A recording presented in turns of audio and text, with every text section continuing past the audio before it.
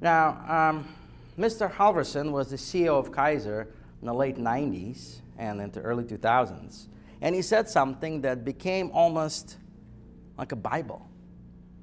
This one paragraph has since been repeated by almost every single hospital organization when they meet with their board and they say, well, let's strategize for the next 15 years, which means let's have a meeting about a meeting that we're going to have in a week so that we can set up another meeting. Board people love to meet, right? And when they meet, time and again, they talk about, well, how are we going to bring new physicians in? And they use this, what he said, as face value. They say, nobody wants to hang out a shingle, open a practice, or start marketing, go through all the misery that comes from solo practice startup. They can immediately begin taking care of patients because we already have computer support now more than anyone else in the country. Now, this was 14 years ago. Things have changed. I don't know where he got this from. There was not a single study done on that. But then what he said is being used by everyone to say, well, young people come out of residency, they don't want to do any of this. Well, how do you know? You're just saying this because it's a sexy thing to say. Oh, well, yeah, I mean, nobody wants to do their own thing. It's much easier to be hired.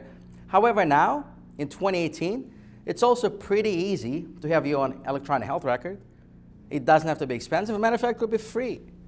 It's not that hard to e-prescribe, and it's not that hard to get office space if you really want to.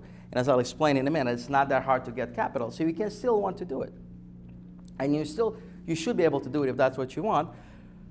We taught in medical school to be very careful when it comes to generalizations. If you have a test question and there's a word answer with always in it or all, you taught to never choose it because it's going to be wrong. We need to look for things like most and some, most of the times and sometimes. So when people say private model is not for anyone and it's dead, this is wrong. What I would say private practice, it's not for everyone, it's for some. I'd still say that employed model or hospital employment is probably for most. But it doesn't mean that physicians can't go back and forth. And it doesn't mean that physicians at least should be given an opportunity to explore both. So you have to be very practice selective hearing when it comes to generalizations. And just understand that private practice, above everything else, it means more time, more freedom, and sometimes more job satisfaction, but it really depends on how you structure it.